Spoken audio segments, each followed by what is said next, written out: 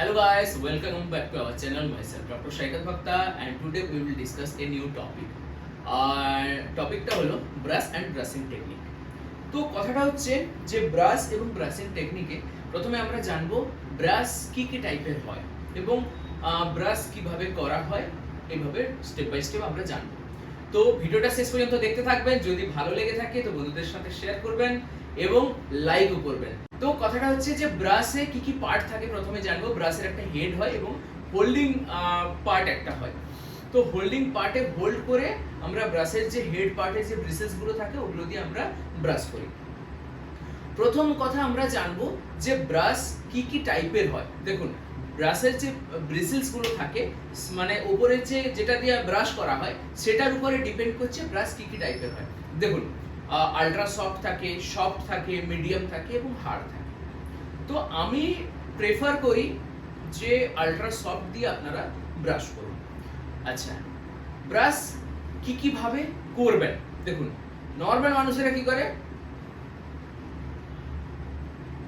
না, আমি আপনাদের একটা মডেলে দেখিয়ে দিচ্ছি কিভাবে ব্রাশ করবেন। চলে আসুন। আচ্ছা, মডেলটা ঠিক এইভাবে এই সাইডে আছে। ব্রাশটা এইভাবে নেবেন, তিনটে দাঁতকে ধরবেন প্রথমে সার্কুলার মোশন, তারপরে তিনটে দাঁত সার্কুলার মোশন, তারপরে এইভাবে তিনটে দাঁত করে করতে থাকবেন। আচ্ছা, তারপরে মুখটা খুলে ওপরের দাঁতগুলোকে এরকম ঝাড়ু দেওয়ার মতো পরিষ্কার করবেন নিচের দিকে এবং নিচের দাঁতে এইভাবে। আচ্ছা, মনে রাখবেন আমাদের মুখের নিচ যে পাটিটা থাকে, নিচের যে দাঁতের ভেতরের পোর্শন মানে এই জায়গার কথা আমি বলছি, ওই জায়গাটায় ভালো করে ব্রাশ করবেন। ওটা কিভাবে ব্রাশ করবেন, ব্রাশটা এইভাবে নেবেন, এইভাবে ব্রাশটা করবেন।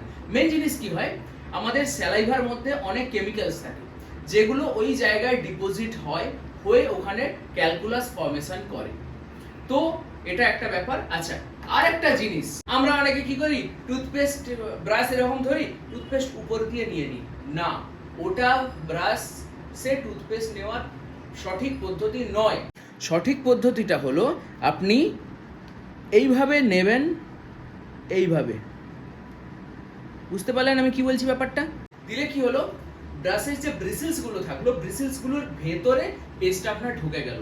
না হলে কি হয়, আপনি পেস্ট নিয়ে ব্রাশ করছেন, ওপরে এরকম জাস্ট নিয়ে নিলেন, দিয়ে ব্রাশ করছেন, আপনি যখন থুতু ফেলতে যাবেন তখন দেখবেন কিছুটা পেস্ট আপনার নষ্ট হয়ে গেল। কিন্তু এইভাবে যদি আপনি নেন তাহলে কি হবে, পুরো পেস্টটা যে আপনি নিলেন পুরোটা আপনার ইউটিলাইজ হবে। আর আমরা যেভাবে এইভাবে ব্রাশ চালাই, হরাইজন্টাল মোশনে যেভাবে ব্রাশ অনেকে ব্রাশ করেন, তো সেটাই করলে কি হয়, আমাদের দাঁত এবং মাড়ির যে জয়েন্ট পয়েন্টগুলোয় মানে ওই জায়গাগুলো ক্ষয়ে যায়। ওখানে আপনি নখ দিয়ে ফিল করতে পারেন যে ক্ষয়ে গেছে অনেকটা জায়গা, ওটাকে সার্ভাইকাল অ্যাব্রেশন বলে। ওটা আপনি নেটে সার্চ করলেও আপনি দেখতে পারেন। আচ্ছা, ব্রাশ নিয়ে যখন কথা হচ্ছে আমি বলে দিই, দিনে দুবার ব্রাশ করাটা জরুরি। দেখুন, রাতে ব্রাশ আপনাকে করতেই হবে। সকালে ব্রাশ করছেন না, ঠিক আছে, কোনো অসুবিধা নেই, সকালে ব্রাশ না করলেও চলবে। আর আপনারা কি করছেন, ব্রেকফাস্ট করার আগে ব্রাশ করছেন, তারপরে ব্রেকফাস্ট করছেন। তো ব্রাশ করার মানে কি, কোনো মানে নেই।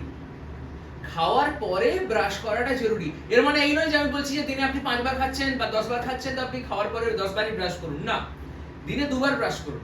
দুপুরে খাওয়ার পরে ব্রাশ করুন ও রাতে খাওয়ার পরে ব্রাশ করুন, কোনো অসুবিধা নেই। আর মর্নিং এ কোনো অসুবিধা নেই, অল্প একটু টুথপেস্ট মুখে নেবেন, একটু জল নেবেন, কুলি করবেন। আদারওয়াইজ আপনি মাউথ ওয়াশ ইউজ করুন। মাউথ ওয়াশেও আপনার মুখের যে দুর্গন্ধটা থাকে সেটা। সকালে ব্রাশ করার উদ্দেশ্যটা কি থাকে, যে রাতের বেলা মুখ বন্ধ থাকার কারণে মুখের ভেতরে যে দুর্গন্ধটা সৃষ্টি হয় সেই দুর্গন্ধটা কাটানো, এটাই হচ্ছে মেন উদ্দেশ্য থাকে ব্রাশ করার সকালে। কিন্তু অ্যাকচুয়ালি ওটাই কোনো লাভ নেই, ওটার জন্য আপনি মাউথ ওয়াশ ইউজ করুন। তো ভিডিওটা ভালো লাগলে বন্ধুদের সঙ্গে শেয়ার করবেন। দেখা হচ্ছে পরের ভিডিওতে, ততক্ষণ পর্যন্ত জুড়ে থাকুন। ধন্যবাদ।